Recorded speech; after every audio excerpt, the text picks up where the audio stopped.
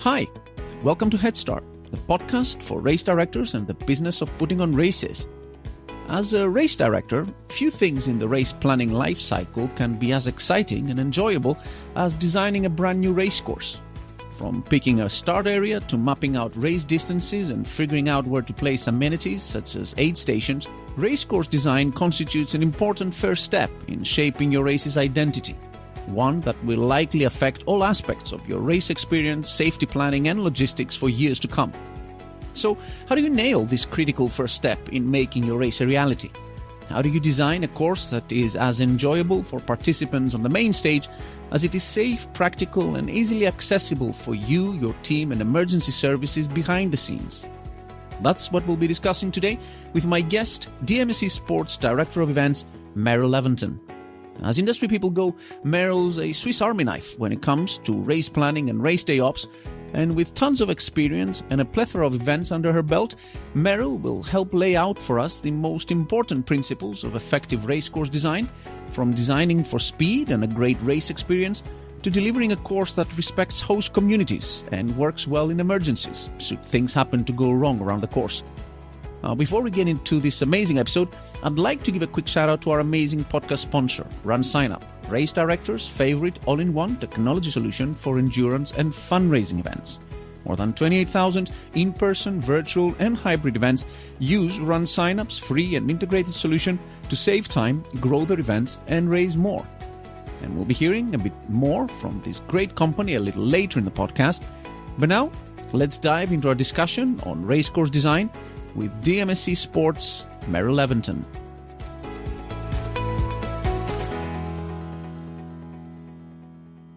Meryl, welcome to the podcast.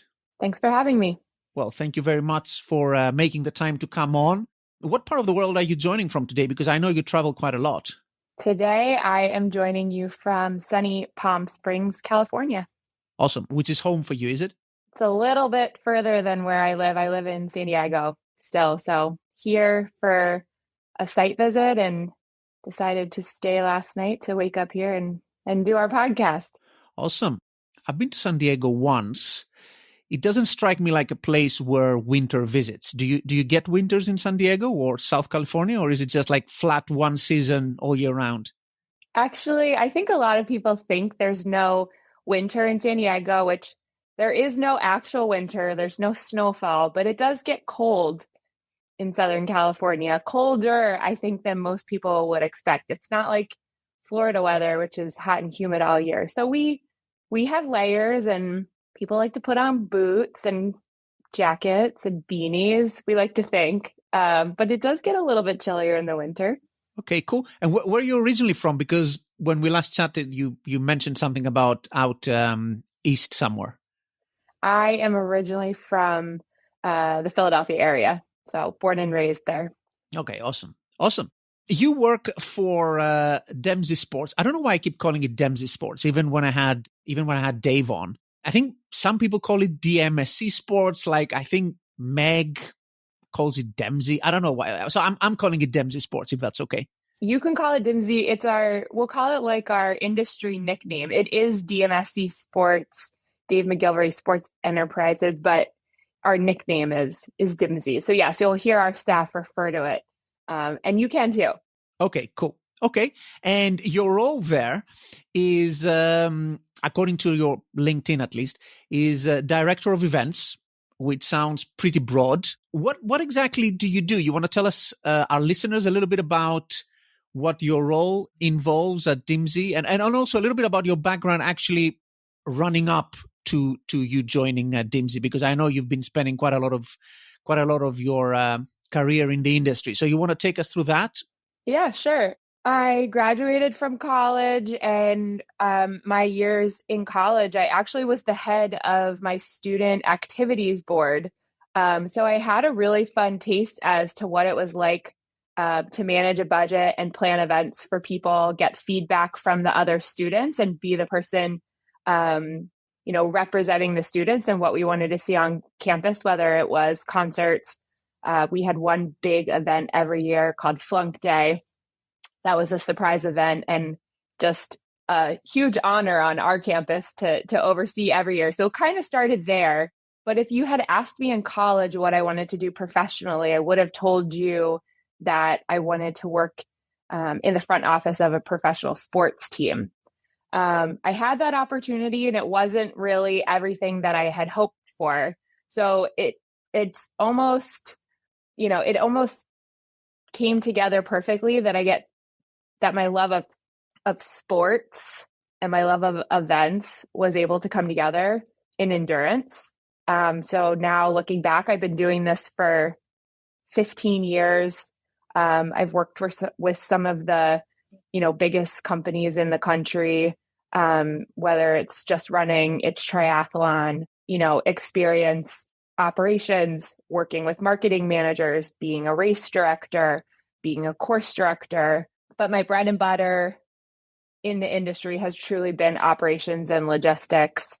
When I left my previous job, I was the race director for an event in San Diego, a 25-year-old event in San Diego. So it was very cool to spend time helping tell the story, reimagining each year how we are different, and we're still putting on, an incredible event. And I loved every moment of that job and the people that I worked with, but had an incredible opportunity to come over to DIMSY and work alongside Dave and Matt, our leaders here at DMSE. And what I love about it is I'm not in a corner anymore. Like at our company, this is a team sport for us. So it's really hard to say, what does the director of events do? I can definitely tell you the things that I've been doing, but I think that's what is so cool about our company is that everybody is so good at so many things. And when we collaborate, we come together, we can put on amazing events. Right now, I've been spending a lot of my time focusing and supporting, our clients in, they have a city that they want to go to, and I'm helping find a new venue, creating a new course, having the conversation with stakeholders, and really selling in the event, getting it permitted and approved, and then go from there. But my role is not limited. Like I said, it truly is a team effort and a team sport. At DIMSY, nobody only does one thing. We sling barricades, we pick up trash, we do whatever we need to make it happen. So it's interesting to go from organizations that own their events to now client services is truly the biggest difference now with what I'm doing now. And I love it. We have amazing clients who had these amazing events that have been around for 50 plus years. And it's like being a part of race history now when I get to show up at the Boston Marathon. It's so iconic. Mm-hmm. And how's business looking actually from your end now that, we're clearly out of the pandemic, and I'm reading really positive stuff in terms of registrations picking up and stuff. From your point of view, you see quite a lot of the market. How are things looking? From my view, things are great. The events that we go to, we just finished producing the Lululemon 10K tour in Scottsdale, Arizona, and we sold out. The interest is there. People are back running. People are back traveling, and people feel comfortable again. But I definitely think the pandemic is behind us, and we're back in business at the events that I'm at. So I am optimistic for the future. Awesome. That's great to hear. Last time we spoke, I got the impression that, as you say, you enjoy operations quite a lot, but that you were really enthusiastic about race courses and stuff. Yep. Is that a part of the job that you enjoy generally? It is definitely my bread and butter when it comes to events. My friends in the industry who know me, I'm a course girl. So I spend a lot of time outside on the race course. I spend a lot of time designing them, working on traffic control, and really trying to cultivate an exciting experience, from start to finish. So yes, I spend quite a bit of time mapping and thinking about those things. Okay, awesome. So we've got the right person here. So this is actually an episode that I've wanted to do for quite a while. Race courses. I mean, it's almost like the first thing, or really quite up the list of things you would do as a race director, even sort of like daydream about it before even doing anything else, like designing courses in your head. And it's an important one that affects race experience. It has lots of implications on, like the safety of everyone on the course. Basically, lots of things can go wrong. Let's put it that way. If you don't sort of like, do the race course bit well. And many things can get also quite expensive if you don't do it well, which is hopefully what we're going to be going into today, because it's really important to hear from someone like yourself who's done this a million times. And, you've seen all kinds of situations, and I'm sure all of our listeners can benefit from your experience. Now, I'm not exactly sure where to begin here, because it's a little bit, there's a few things that we're going to be covering, but I'm sort of trying to find a good way to get us started. I'm thinking, like someone wants to put on a race in a town. Okay, let's start with sort of like a tangible example. They have no prerequisites, preconditions, sort of like pinning them down. Okay, so like blue sky type stuff. Okay, so they want to put on like a 10K, just to pick like a moderate distance. I guess there's even like different types of courses that they can contemplate, right? They can go point to point, they can do loops, they can do out and back and stuff. Like from your point of view, when you get into that situation, you get started, right? What considerations would you go over in deciding even what type of course, like what type of course you want to design? So I think obviously the distance is important. And I think knowing your market, knowing your neighborhood, wherever you're looking to produce the event is also going to be key. So I think having those initial conversations with stakeholders, city officials, your local police department are going to be really important, because they're going to be the ones who usually make the final decision on your race route. They know the roads best. They know how they're going to detour traffic. They know what highway ramps are going to be shut down. So I think starting with a conversation with someone from special events or your local police department, again, it's different in every city, but those are usually two positions to go to first to kind of bring the idea and say, where is there an approved area? Some cities actually have even established some pre-approved routes now. You can go places that will say, if you want to do a 5K, we already have an approved 5K course, and this is what we're going to do. I know that was something that they were looking to establish the last time I was there. For example, in a city like Omaha, Nebraska, they have a lot of people who want to come in and use this same park, and they want to use the same system because they know it works, they know it's safe, and the community can operate around. So I would start with a point person from city special events department and kind of go from there. And it usually creates itself. Especially if there's limitations. Now, if it's a blue sky situation, like you said, you're still going to have the conversation with the same people, right? Because permitting the event and getting the route approved is just part of the process. It's interesting that you sort of jumped into the city and stakeholder relationship. From your experience, and I appreciate that this may vary from city to city, but do cities and other stakeholders tend to basically lean on you fairly firmly to push you one direction or another? Like, you go to them with with something that, may be outside their comfort zone or their designated 5Ks and stuff. Would they try and basically steer you towards something that they're comfortable with, or would they accommodate whatever race course you may have in mind and you go to them with? I think it's just about coming up with a good plan. I think that there's a lot of things as event producers that we can present to cities and stakeholders that actually help support a route we really want. Coming up with creative solutions like, say, a neighborhood access lane. There's a neighborhood that we really want to run by, and they say, well, we can't run by there because, these neighbors aren't going to be able to get out. And we say, okay, no problem. Listen, we're going to move the runners over one lane, and right next to them, we're going to cone a traffic access lane. And this is how we can get, this neighborhood out back to the main artery, and they won't be impacted by the event.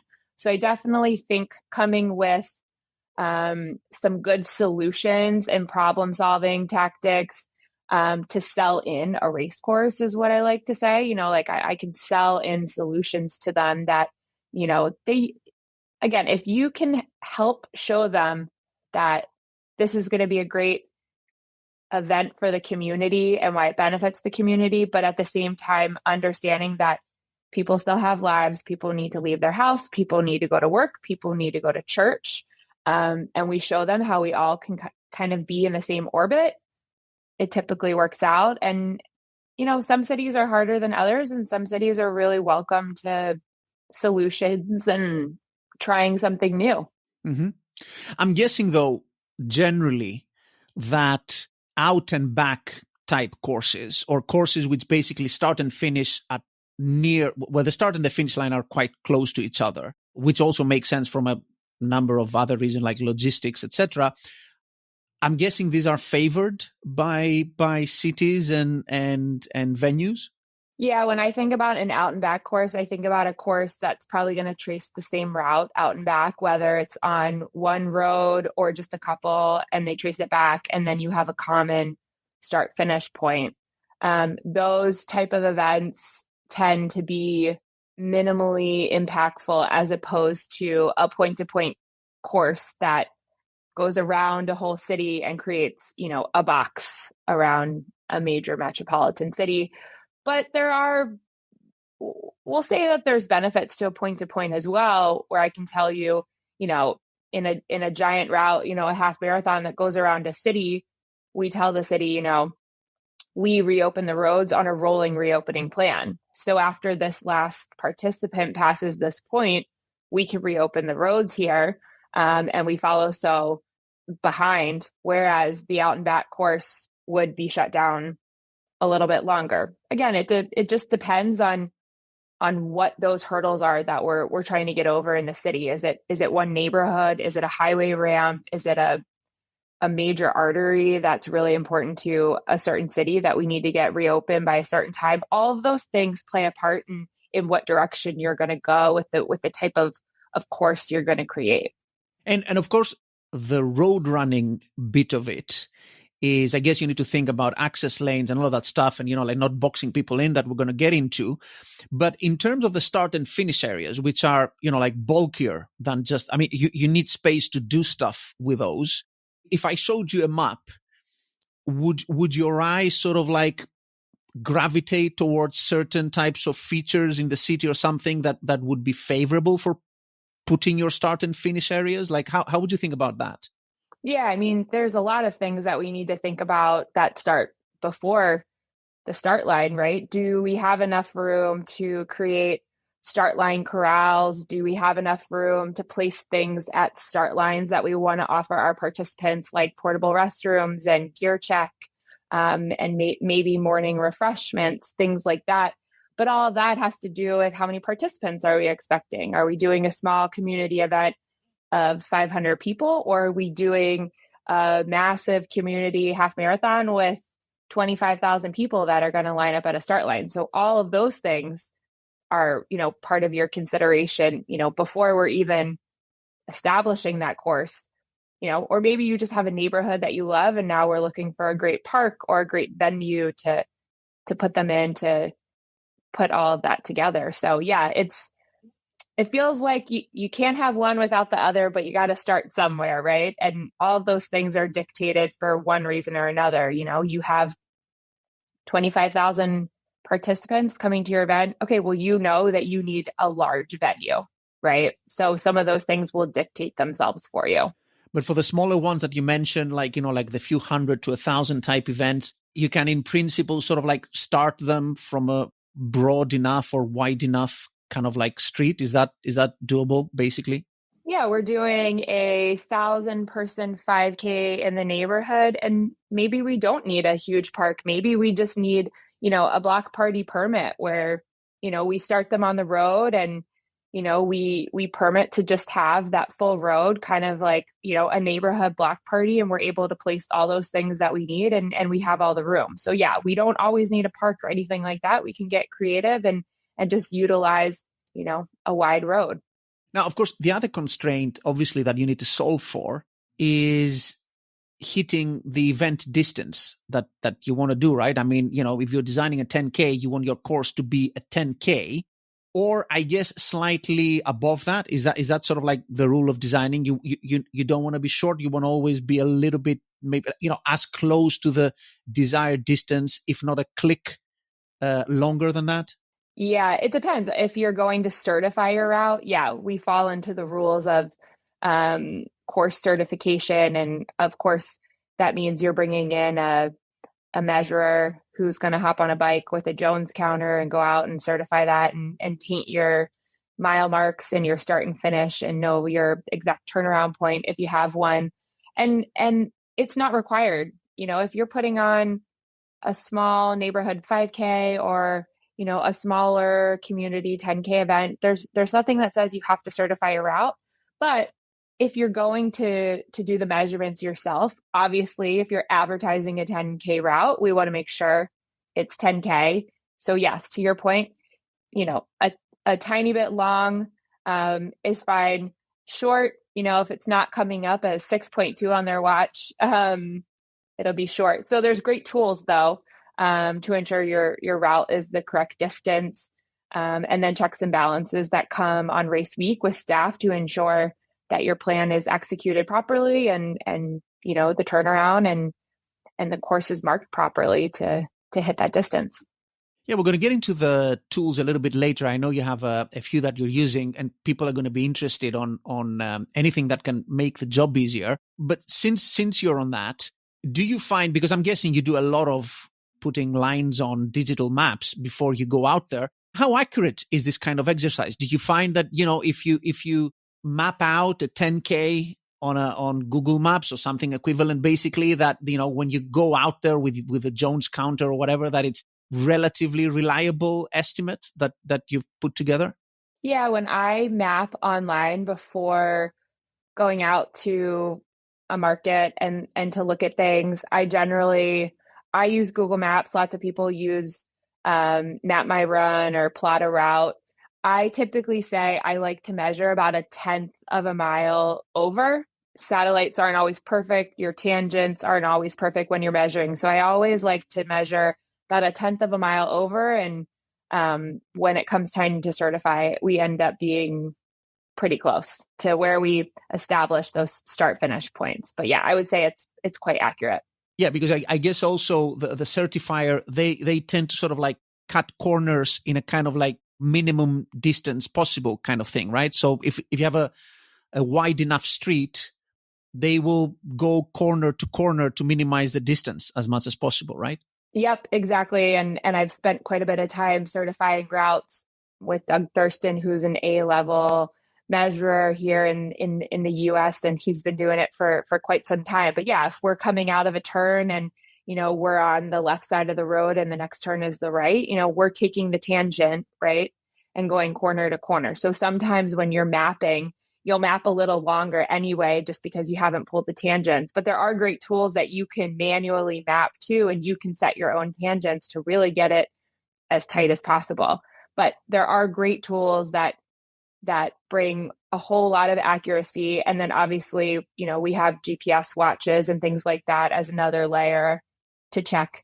But I would say it's pretty reliable. It won't be nearly as close as a course certifier going out with a Jones counter, but it will be close enough to get you where you need to be, whether it's that 5K or 10K distance.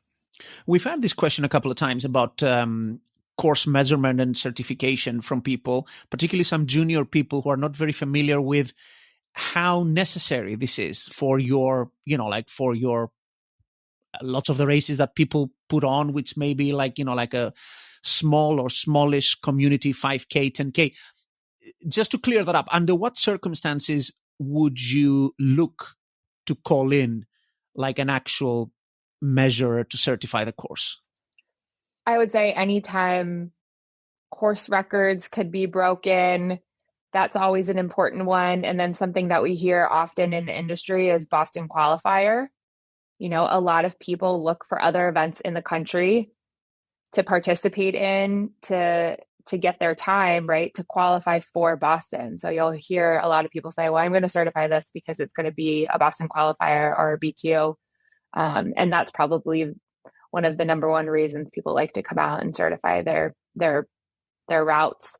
But otherwise, like, there's no rule that says it has to be done. But what I will say is it is a common practice for events to do that. Now, your event is fundraising or you are a nonprofit, you're a volunteer, budgets are smaller. Event certification costs money. And if you're not looking to break records or have any of these things, again, it's not necessary. It doesn't mean it's not a 5K. It's just not certified. I want to go back a little bit to the design side of things. We started talking on the basis of, I want to put on a 10K. What lots of people do, even quite early on in the history of a race, they would put on two distances on the same day, right? They'll have a 10K and a 5K. And for convenience, I guess it makes a lot of sense for people to reuse parts of the course. They would have the 5K on the 10K course, that kind of thing. Is there anything to advise against that? Or is that, like as obvious as it sounds that, it makes sense to have your distances share parts of the same course? There are tons of events across the country that like to embed a 10K in with a half marathon or a 5K in with a 10K. And again, every route is different. Some of the things that you want to make sure you're just cross-checking are the timelines. Are you sending the 5K out before the 10K? Vice versa. Does your course lend itself to that? A lot of times you see these two distances go out and sometimes the timing's not great. And now, the 5K went out first, the 10K went out second, and now your lead 10K participant is running into the back of the 5K. So I think it's important to just look through timing, width of road. Is it an out and back? Is it a point to point? Are they merging? Do you need to keep them separated after they merge back together? But again, it's very cost effective to share multiple routes on the road and do everything on, the same day if you can, if we're looking to maximize budget, experience, and those different elements of the event. But yeah, just some things to keep in mind, but I wouldn't advise against it. I would just advise, knowing your math and making sure your timing is correct.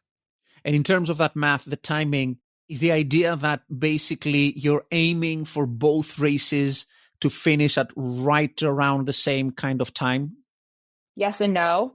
I've worked personally a lot of events where, the 5K comes in first and then the 10K comes in first. That way each of those, top participants can have their moment. And by doing so, right, most of the 5K have completed a course before, the thick of the 10K is coming in now. So, the goal would to just make sure you have enough room to accommodate both distances and the, bell curve, if you will, of runners slowly coming into the finish chute. Mm-hmm. And thinking of road races where I guess all of this gets a little bit more complicated always because of road closures and stuff. When you get a pick of larger streets to use and narrower streets to use and that kind of thing, I guess they have pros and cons because, closing larger streets down creates more of a disruption to the public, but then the smaller streets may have bottlenecks and stuff like that. How do you think about these kinds of things? When you're, again, going back to blue sky, assuming you can map out any course, would you try to avoid larger roads? Would you like to avoid narrower roads? Looking at a map again, what makes you think we shouldn't go through there and we should go through there? Yeah, you make a good point about pinch points or anything that could bottleneck, but I always tell people, for the most part, we can fix all of that at the start line. So all of that goes into your wave plans. Is it a mass start? Are you going to, pinch down the start line to thin the runners out a little bit more as they're starting the race? Are you going to put, them in corrals with 2-minute breaks in between? So narrow points on course can be fixed at the start line with a good wave plan. So it's not necessarily a deterrent to stay away from it, but it's just, again, another, plan to execute with the team at the start to ensure that people aren't having to hop up onto the sidewalks and aren't spilling over on the street and aren't bottlenecking like we were talking about. So, as you say, like in a blue sky situation, I always go into city meetings where I'll say things like, if I had my dream route. A lot of markets across the country have heard me say things like this. I always love to come in with like, if I could do anything I want, here's what I would do. Maybe you have an amazing neighborhood or an iconic city site that you really want to go by. I've done a lot of events in Philadelphia, and there's so much scenery that's so iconic in the city of Philadelphia, running past the Liberty Bell and all of those pieces. So if you can make it work, because that's just part of enhancing that experience out on course for your participants, right? We want to give them the best we got out there. Absolutely. That's actually, I think now it rings a bell. That's a point that I had Marcel Altenberg, who's a professor at Manchester Metropolitan University, if I recall correctly, who actually deals with actually creating, he has like a big simulation engine for races, and he actually looks at the flow of the participants. And he was telling me indeed as well, that same point, that basically the last thing you can control things is at the start line.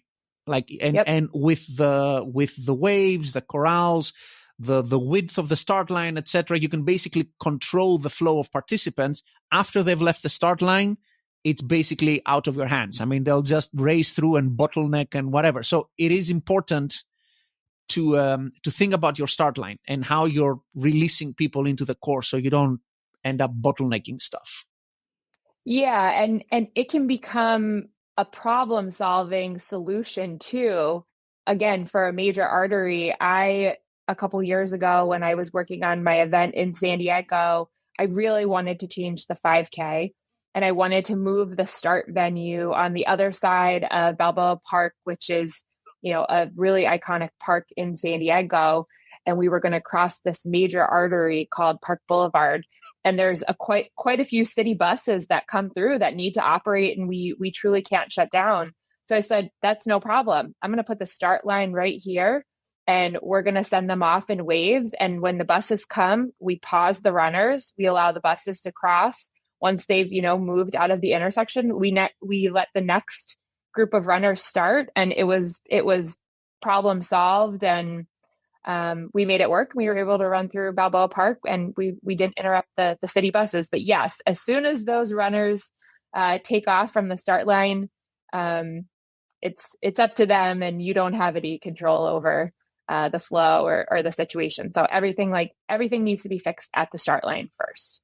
So in that race, you were actually holding people back. You were asking them to basically hold back at some point for the buses to go through. Am I understanding it correctly? So it was the start line. They just hadn't started yet. Okay. So we okay. would start. Yeah. We would start a group of runners, and then we would pause. The buses would come through, and then the gun would go off again, and the next wave. So it was all right there at the start line. Okay, quite creative. Yeah, I mean, I guess you have to solve all of these things, right? Because the cities have to go on living their lives. And recently, there's another thing. Not necessarily, we're not going to be touching on that, but I seem to see increasingly lots of news of local communities getting frustrated with races. I think some of the goodwill that used to be there with people going into cities and putting on events is wearing thin, I find, in some places. Do you see that at all? Basically, like people not being as willing to open their communities up for races because of the disruption. Yeah, I would say that event fatigue is real, even in small markets, right? Just 5Ks, 10Ks, marathon, constantly having roads shut down and things like that. Something that makes me think of something a friend of mine named Ted Metellus, who's the race director for the New York City Marathon, used to say, and he used to use it as examples in city meetings. You don't want to be the third cousin that shows up at Thanksgiving each year, eats all of the food, and we never see you again. So I think this is a great example of relationship building and relationship maintenance and goodwill towards a community. Communities tend to be supportive of events that are supportive of their communities. So things that, we all know how to do that we should look to, right? If we're experiencing some of this event fatigue, is what are we doing to support the community? Is our post-race, party all community vendors and local businesses? Are we working with local nonprofits? What are we doing to be an inclusive event of the community and not an event that puts the community out? And those are always, big pieces before you even get into planning your race route or what park or what venue you want to use, like, what are you doing in the community to make this an inclusive event? You want to feel like you're one, right? You don't want to be the outsider. And I tend to have much better experiences when you maintain those relationships and you do have some goodwill towards the community to be part of your event. And when you go to city stakeholder meetings or, a neighborhood council meeting to seek approval for your event, those are all the questions that they're going to ask you anyway. Thank you for coming and letting us know that you're having this event, but what are you doing? What are you doing for us, other than shutting down our roads? So those are all great things to think about. Well, and also, which I find some people do better job than others, being respectful and deliberate in communicating your plans. Almost like, sort of like door-to-door canvassing and stuff, like just letting people know, being courteous, being very precise with what kind of disruption you're going to be causing, all of that stuff. Yeah. So there's a community notification plan is what I usually call it. And that could be, going door to door, as you said, canvassing, making road closure brochures, making sure people have that information or a website, contact information. The event that I was just in Scottsdale this past weekend, we did that. We had a community landing page that had all of the information online. If people needed anything, we created a priority list of people who received the information. And then we checked back with them before the race to make sure that information trickled down to, say, an apartment complex or a restaurant, making sure all their staff knew how to come in the morning. Some other things that you can do is create a community line. Once our race went live, our community line went live. So people could call us live during the event and say, hey, I'm trying to get from point A to point B. Can you help me? So we had that. Some cities will require some early notification signs to be placed along the route that says, special event, expect delays, visit this website for more information, and just having information readily available to people and getting that information out early is going to make those road closures a little less painful. But then there's also amazing tools that you can use too, TomTom and Waze, which are navigation apps that at least we have use of here in the US. You can send your road closure to Waze and then tell people, hey, in the morning, turn your Waze on and Waze will navigate you around the road closures. So that's just another really easy tool to help people get around your race course and make their day a little bit easier and uninterrupted as well. Well, that's an interesting point, actually, and very practical one, because I find in some of the larger city marathons, even Google, like when you do Google Maps and you say, I want to get to that point, on race day, it actually knows that there's going to be a race on and it diverts you around. Is that something that you guys do? Like the race team would actually call up Google and they'll map out where the race is going to be and Google knows to divert people around that?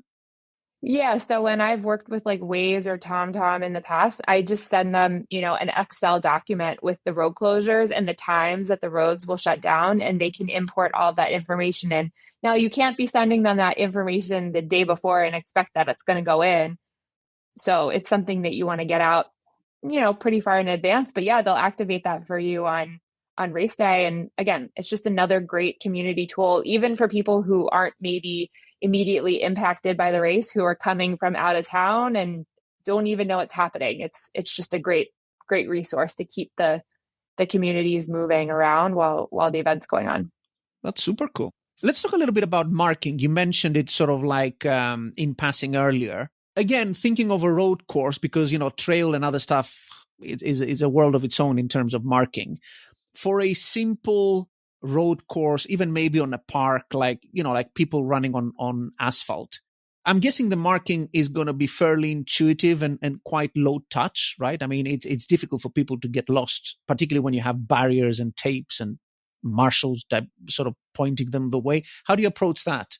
Yeah, for me, when I go out and mark a race course, I start the week, I use bright orange tape. It's very intuitive. Just fluorescent tape that you can buy online, and I go out and mark the route with a couple arrows at each turn. As the race unfolds and we start to shut roads down, we'll place sometimes directional signs as well on A-frames that also have arrows, and then cone the turns, things like that. So there's a couple layers to ensure people going the right way. If you have enough volunteers, we love to put volunteers at each turn.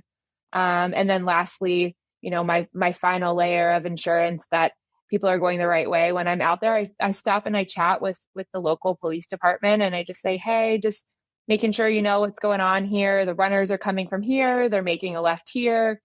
Traffic's going to be moving through here. And just, again, making sure everybody is aware of what's going on. So you've got a great thing going. You've built a great event that people love from the ground up, and you're ready to take it to the next level. But is your technology up to it? If you've been hacking your way so far using different tools for different jobs, having a so-so website and spending hours moving data back and forth from your registration platform to your email marketing provider and so on, it's time you upgraded your tech before you look into upgrading your race. With Run Signups all-in-one technology solution, you'll get all the tools you need and more all in one place to help you build a solid foundation that will help support your race's growth for years to come. Free email marketing, an awesome free custom website, a fully customizable registration experience, and awesome fundraising and participant-to-participant referral tools are just some of the things you'll be getting when you join Run Signup's industry-leading platform. With that, you'll get the resources and support you need to get you through the next stages of your growth journey, and an amazing suite of race day tools to help you deliver a world-class race day experience to your participants and fans. So, to learn more about Run Signup's market-leading technology used by over 28,000 in-person, virtual, and hybrid events, and to book a free demo tailored to your needs, make sure to visit runsignup.com today. That's runsignup.com. And see what Run Signup's awesome race technology can do to take your event to the next level. Okay, now let's get back to the episode. Lots of races, they like to tout their speed credentials that, like we're a fast, flat, this and that, which obviously for a certain type of runner, particularly if they're trying to PB or they want to qualify for something, it's a very appealing part of a race. Now, obviously, beyond avoiding hills and all of that stuff, which makes a course much more challenging, what else would you think of if you had your mind on designing a fast race? I would do something with little to no turns. Okay. Right? The less turns that we're taking, the faster we can go. There's a really cool event that happens on the Pacific Coast Highway and in Huntington Beach called Surf City 10. They also have a marathon out there, and it's literally the most beautiful out and back on a coastal California highway you'll ever see. And it is flat as can be. It's out, you turn around and you come back. And it is a very, very fast race. So that's immediately what popped into my head when you said, how do you make your race course faster? No turns. Okay, that makes sense. For a course like that, actually, for like your ideal simple A to B back to A type of thing, where you loop around and you come back, is there anything to think about having basically the same part of road accommodate both directions of people, probably in high density going back and forth? Like, is there anything to think about there that people should keep in mind? Yeah, I mean, I would definitely recommend running some sort of center cone line, and some signage that delineates the runners so they know, they're going out, in traffic flow on the right and coming back with traffic flow. Same thing on the right here in the US, right? The way that we drive, opposite some other places in the world. But yeah, I like signage, I like delineation, but if the road's really, really, really wide, like this giant highway in California, I like to call it line of sight cones.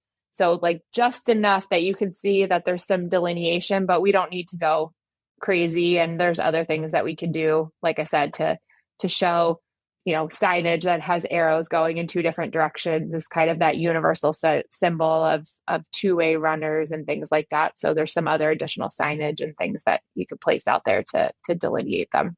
Okay, cool. Yeah, because I guess, more cones, more expensive, among other things, right? Other than having to put them out and then collect them again. Yep. And obviously, this is one bit that even I know, which is you try and put a timing point at the point where people turn around, right? So I guess to discourage people who might think of cheating or like cutting course.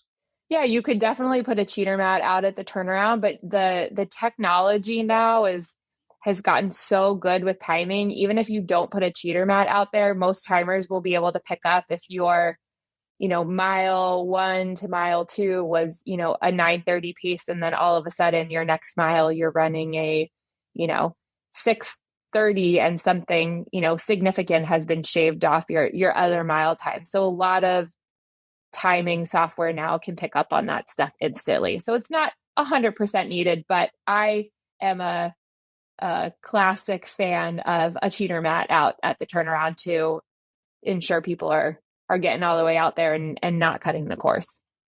Yeah, I mean, that sounds 100% foolproof. I also get the kind of like, trying to infer it from other timing points and stuff, but like a cheater mat, I didn't even know there was a term for it, sounds much more robust, right? I mean, you can, you either go through it or you don't. There's no debating about how fast you go and stuff like that. Yeah, the bottom line is you definitely want to have some sort of timing mat out on course for intermediary points, whether it's doing it at, the 5K and mile 5. And then, like I said, if you don't put it all the way out at the turnaround, being able to collect at those timing points are going to be able to tell you if people made it to the turnaround or not, because everything will just look different, right, in one little mile. Now, other bits and features that you need on the course, like aid stations, portaloos, photographers. Do you have any strong views about where you would place those? I'm thinking strong views for photographers. I guess the other stuff, you need to put them in specific distances. How are you thinking about all those little things that you need to insert there somewhere? Yeah, I mean, there's pretty standard course elements that we want to have out there. Water stations, obviously, or, hydration stations, we'll call them, depending on the distance. If we're doing a 5K, 1, if we're doing a 10K, 2 has been my standard historically. Half marathons, right? Every mile and a half, maybe a little less if it's in a warmer weather city. I like to just put water stations and portable restrooms together for the runners. That way, when they know they're at a water station, they know they're, coming up on a portable restroom. Some of the other things to think about too, when we're placing some of these things on the course, we don't want to forget about the staff and the volunteers too. So do you have volunteers working in an area, say out at your far end turnaround that's, 5 miles from the finish line? We want to make sure we're putting portable restrooms out there for them. Everything else, mile marks are pretty standard. There isn't a rule book that says what we have to put out there, right? But there is, best practices now at this point that most people will adhere to. But yeah, mile marks, medical stations, water stations, portable restrooms, and then, right, photographers getting out there, telling the story, creating content, right, to continue telling the story afterwards each year. When it comes to photographers, you'll see a lot of photographers at the start, at the finish. I've worked tons of events where I've seen photographers get on the back of press trucks and take photos. If your event doesn't have a press truck, I've seen photographers who hop on an e-bike, on a really wide road where they have room to maneuver. They'll get on a bike, go out to a point, snap some shots, and then kind of just fall in with the participants and kind of rove around the course and take photos that way. But a lot of those are conversations, right? You want to have before the event. You want to have a good plan, make sure they know the course, make sure you do, want them in one place, but maybe you don't want them in another, and having those conversations. In Scottsdale this past weekend, we did a course ride with the photographers to show them the route, where we would have live traffic, where we wouldn't have live traffic, and some of the moments that we wanted them to capture with different activations and things that we were doing. So the more information you can give them, the better of a job they can do to tell your story out there. Yeah, and they have a good eye for this kind of thing. I should mention here, if people are interested more in the whole race photography on race day and where to put people, we have a whole different podcast episode on that. So you should check that out. Now, last but very much not least, spectators. So spectators generally for these kinds of events, they tend to congregate wherever. I mean, wherever's closest, or wherever they can park their car, I guess, and come out. Do you try to encourage through the design of the course people turning up at specific parts of the course, or you just do you even think about spectators? Every event that I work on is a little bit different. I've definitely worked at events where we've truly tried to have spectator zones that we invite people out. And, you bring up a good point, because there was definitely some cities that we said, this is a great opportunity for community engagement. Maybe you have a restaurant with a prime location on course that you could be sitting right out there looking for your friends or your family that are running, and taking advantage of, morning brunch and all of those fun things that people like to do when they spectate. So finding good locations on course that are accessible are really important, and definitely something that I've done before if the opportunity lends itself. Otherwise, they kind of find, where they want to be. Common points, obviously, are your start and finish line. And then events with, the longer distances, if they have a split, or maybe even the shorter distance, you're doing a 5K or doing a 10K, and the course splits off in two different directions. You'll see a lot of spectators gather at a split point because they want to grab someone and see them and, take pictures, things like that halfway. But yeah, I mean, I think spectator zones are awesome. But again, making sure that they're accessible, people can get to them, and making sure you get the information out and tell the story of the event, for the people on the other side too, and how they can come and enjoy as well. Mm-hmm. And when the spectators on race day, which obviously happens quite a lot, they want to cross the race course, like from an operational point of view, do you have kind of like protocol to deal with that, or you just hope that people would just cross and not bother the flow of the race? If there's a scenario where spectators, or we'll just say anybody, on one side of the neighborhood needing to get across the other, it's usually best if you have a controlled crossing point, right? Where you have a break in the barricades, maybe you have a feather flag that says crosswalk, and then you can put some staff or security there and establish that crossing point where that staff person will say, now is a great time to try to cross. There's a break in the runners here. So anything that you can do to improve the experience instead of watching spectators play Frogger in front of runners and get across is always going to work better than people just taking it into their own hands and crossing wherever they want. But I'm sure you've seen your fair share of people running across race courses and things like that too. So yeah, you can't avoid it. I mean, but particularly you have some people who are very strong-minded about wanting to cross and wanting to make a point of crossing race courses sometimes. Yeah. And, you can't, I mean, you let them cross, I guess. But It's always good, as you say, in extension to this whole idea of being courteous and understanding and, investing in your presence in the community, to have those specific crossing points, or to have thought about these kinds of things. It's fascinating to me that most races in the US happen on Saturdays. which is actually not at all the case in Europe. Most races happen on Sunday because you guys have church-going folks, so they need to get to church. So this is a big enough of a consideration, or at least that's what people have been telling me, because I've been asking, why do you have races on Saturdays? And they tell me it's because of all the people trying to get to church. Yeah, I think it depends. I've worked in a lot of markets, we'll say in the South, where Sundays are for church and doing an event on Sunday morning is definitely not a thing.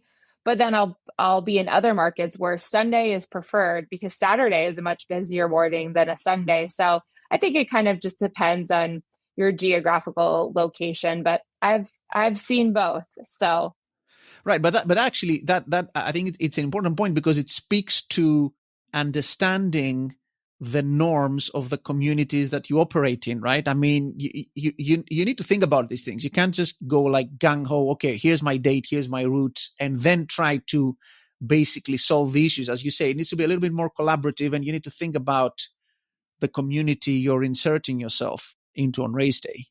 Yeah, and it can be quite difficult. I used to do an event in St. Louis, and our race route had quite a few churches. And it was a lot of access lanes, and it was a lot of conversations working with the community to make sure, those people could get to where they needed to be on Sunday morning without interruption, and the directions were clear and the access lanes were set properly, and they had a point of contact in the morning. So yeah, it can end up being another huge piece of your event that you wouldn't even imagine, right? But we still need to have a plan for it. And that's a great segue, actually, because I wanted to talk about access lanes, shifting a little bit into the safety aspects of the course and the practical aspects of the course. We discussed, like setting up a nice course, taking in the sites, all of that stuff. But there's really important considerations people should not lose sight of in terms of emergency services being able to access parts of the course, the race directing team and staff being able to access parts of that course. How are you thinking around that and access lanes and making sure that every point on the course you can get to in good time? Yeah, so we're talking about outside event resources. Like if there were to be an emergency and a vehicle needed to cross the course during the event, how are we thinking through those details? So that's all part of the conversation too, when we're meeting with the city and stakeholders, and you're usually going to see people from transportation, from fire rescue, from police. They're all talking to each other. They're planning internally. So they know, when this half marathon is happening this day, they're planning their routes. But there's certainly times that an ambulance needs to cross a course. And, unfortunately, sometimes the best thing that has to happen is you have to pause the runners. If there's no other way in, if you have ways to create access lanes for, those emergency situations, that's definitely the route that you want to go. But there's definitely been scenarios, right, where there's something life-threatening in a community. And I always tell people that that's going to come first. And, we hope that the goodwill of people running the events can kind of understand the emergencies in that case. When it comes to access lanes inside the route, the pre-planning, one of my events in San Diego that I worked on, we went by a fire station. So we had an access lane for the fire station so that fire truck could get in and out with no problems, whether they used the access lane or not. It was there if they needed it. So, and actually that's an interesting situation, because when that kind of thing happens, you find yourself in the position on race day, life and death type access needs to be granted during the course. When you look back on it, given that as many race directors, when they're designing a course, they won't have the intricate understanding of access flows and all of that to be able to pre-think and come up with everything that might happen. Would you say that a lot of the responsibility of making sure that those access lanes and plans exists are back on the emergency services stuff, or is it more like a responsibility of the event? So, like something goes wrong, who's to blame, just to put it bluntly? Is it the local police chief or something that didn't think of a scenario, or is it on you, the race director? I mean, I still think it's a team effort. Anytime any organization comes into a market to produce an event, these are all the best practices and questions that we should be asking, so that we're all set up for success. When it comes to medical emergencies during the event, you want to think through, like, where do we want to stage that ALS unit, the BLS unit? Do we want to have medical professionals on bikes, wherever that is? So we definitely want to think through, like, any trouble areas, any harder to reach areas, and think through where can we best be staging these vehicles to navigate around the course. Those are important conversations. But then on the flip side, again, it depends on your race route. It depends on the city.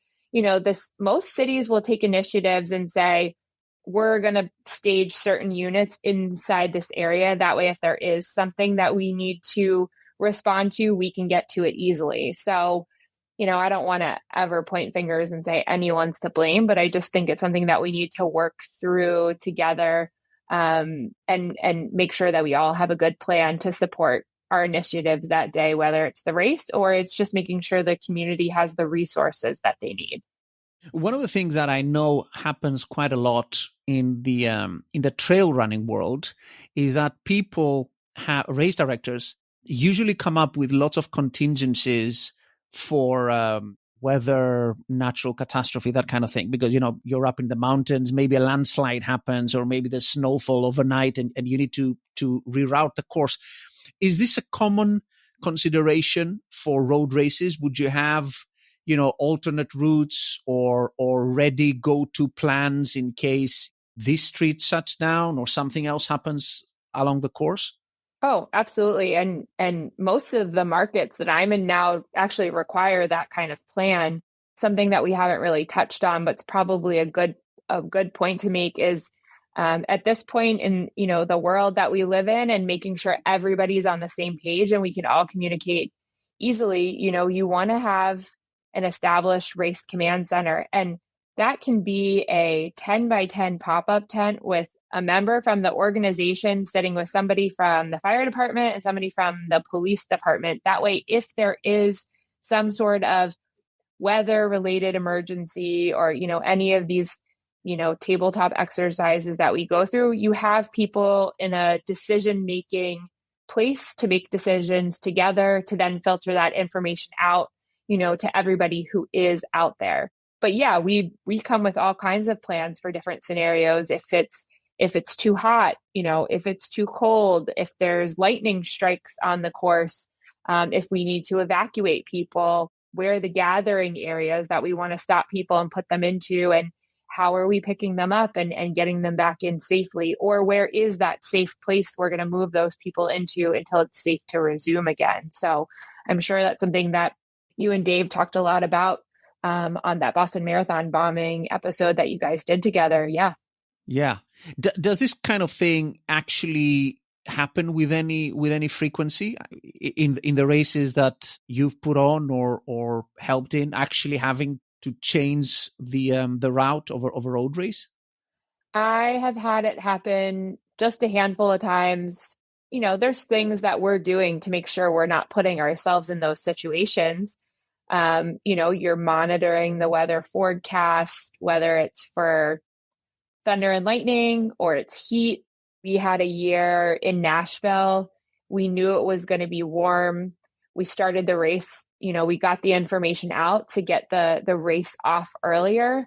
And as the temperature rose, we cut the course that it just became a half marathon. So we were still able to get people out there safely, but knew that anybody going out to do 26.2 that day was going to be too much. So it really turned into a half marathon. But because we were able to pay close attention to the weather and see where the heat was going to rise, we got them out sooner and people were able to complete the event. But sometimes you do have to it's best to make those decisions before you start the event. As you and I have already talked about, once they start the race, everything gets harder after that. So if you can get ahead of some of those things, that's best. There was an event earlier this year that was canceled, before anyone even showed up at a start line because it was just going to be too hot. But yeah, things happen. Weather comes through, especially in states like Florida. But again, monitoring weather and having that, command center or that essential point to have decision makers together is always going to help streamline that information, and help execute those plans those contingency plans that you've come up with before the event. I want to wrap us up on something very important, which is actually putting together the race course map. I mean, like actually sketching it, and the kind of tools you use. We mentioned we'll be getting on that at the top of the episode. So do you want to walk us through the kinds of tools and approaches you use to actually put together a map that you can use and you can share with others of the race course? Yeah, absolutely. When I came into my previous job, my boss was using this tool, and he said, I want you to learn how to use it. It's going to make your life so much easier. Having previously come from using like Map My Run and things like that, I am a big fan of just using Google Maps. Why? Because it's free. Anybody can use it, and it's very shareable. And you can add all of that essential information that we talked about, what we put out on the race route with mile markers and portable restrooms and water stations. So, I have a couple different methods that I'll use. Sometimes I'll go out to a new city and I'll turn on my GPS watch, my Garmin, and I'll drive the route. And what's really cool about Google Maps is that I can download my Garmin file as a GPX file, or a KML file, which is key marker location. And I can import that file into Google Maps and I don't have to do any drawing. From there, you can adjust tangents and points that were plotted from that, or you can just hand draw. Again, it's Google Maps, create a map, and you're off. So what I love about it is that I'll do what I have a public facing map and I have an internal map. And it's exactly what it sounds like. I have an internal map that I share via just a Google link with the city, stakeholders, police. I share it with my traffic control company, anybody internally who would benefit, volunteers looking for that water station pin drop that they have to get to in the morning. And then on the flip side, I'll take that map and I'll kind of pare it down, take out information that the public doesn't need to see, but I'll come up with, a virtual map that has water stations, medical stations, and, any other pertinent information, maybe parking, something like that. And we can make that public facing via a Google link and embed that on a website. But like I said, it's free, it's shareable. And the other really fun tip about it is that you can use it on your phone too. So I can build out a whole, race course that I think I like.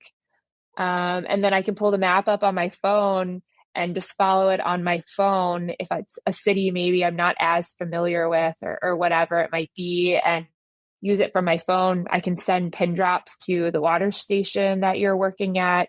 It's just a really incredible shareable tool that any person can use. So I definitely recommend anybody looking to map, fiddle around with it. You'll come up with your own style and how you like to use it. And I'm certainly happy to provide examples and some links for you and any viewers who kind of want to take a look about how that all shakes out. And maybe you're going, but Meryl, I built, 20 courses in Map My Run and I don't want to redraw all of them. That's fine. You can go into Map My Run. You can download as a GPX or KML, and you can import all that stuff over to Google Maps and start adding some new fun tools to it. Yeah, absolutely. You should actually we should coordinate to get a couple of those links to maps. We're going to add it on the show notes, because I've seen your maps and they are a piece of art. Some of them. If art were to get quite complex, I've seen them, and there's like tons of stuff on them. And actually, this is an important point. What you were saying earlier, really, with a map, you can really put a whole race plan on the map, really, right? Because you can add comments, you can add any level of detail. So you like, sky's the limit in terms of what you can accomplish. And I know you're a big fan of layers as well, like, layering it everything up, right? Like a cake. So you can turn things on and off. Yeah, you can turn different layers on and off. Now, I will say, for someone who really does love mapping, and I love to to take my brain when it comes to the course and put it on the map. I'm also a huge fan of paper, but sometimes you can't update paper on race week, or, the designer that was doing your course maps, like you don't have time to make the edit. So this is just a really great quick tool to make a small edit. I was at an event a few weeks ago that we weren't sure construction was going to be moved. So we went on and we said, okay, well, we could do this, this, this. And now we had an updated map instantly. So I still think paper is really important and documenting is really important. But when all else fails, I tell people, if you have my KML, you have my whole brain, so you will be good. And we use the hit by a bus theory. If I get hit by a bus and I can't show up, I promise you everything that's in my head is here on this map. So it's very user friendly and easy to share with people, and just another form of documentation. Indeed. I used to remember like Google had this feature where you could do like a fly through kind of thing. So you can almost like see yourself driving through the course. Is that still around? It's I think the plotter route will still do that. I think it has that flyover feature. If you do the plotter route, it will take you and like fly you over the course. Google Maps is a little bit more basic in that sense. It doesn't have all of those bells and whistles, but it gets the job done for me. And like I said, I can text message you the link to my course. So it's come in very handy on course rides with a vendor who's dropping, portable restrooms and things like that. They love it. They can click on my pin. They go, oh, great, I'm putting 6 portable restrooms here. Great. I got this. No problem. So it's a great resource. I'm a big fan of it, and I'm super happy to help anybody who wants to get started and figure out how to use it and share the wealth to make your event planning and your plotting your routes, a little bit easier on you. Oh, that's awesome. That's very kind of you. We are going to add a couple of links actually, just so people get an idea of what like a professional, well thought out design on Google Maps of any race course would look like. I think that's going to be like a good pointer for people, the level of detail that someone like yourself goes into. Speaking of helping others, how can people reach out to you? People could reach out to me at Meryl at dmsesports.com. And yeah, ask away. Happy to answer any questions, send links, point people in the right direction, set up calls, and we can be, I always tell people I'm a map geek. I love maps. And I'm happy to geek out over maps with anybody else who wants to do the same thing. Oh, that's great. We need more people like you. Thank you very much, Meryl. I really enjoyed this chat. There were so many things we touched on. I hope people were furiously taking notes, because there were like lots of like little like quick fire tips here and there about putting on a course. So thank you very much for coming on. Yeah, absolutely. I feel like we barely grazed the surface of the things that we can talk about when it comes to race courses. So maybe we'll need to do a part 2 and figure out what that one is, what the viewers, what else they want to hear. So it was fun. Thank you for the opportunity. Well, thank you. Absolutely. We're going to do that. It was, as you say, a little bit of like a mile wide and an inch deep kind of thing, but there's so many things to cover. And I guess we went through a lot of like the first timer questions we'd have. We should definitely do like a more advanced podcast on race course mapping, which is really interesting. Thanks again for taking the time. All the best for the rest of the fall season now coming to a close. And thanks to everyone listening in, and we'll see you all on our next podcast.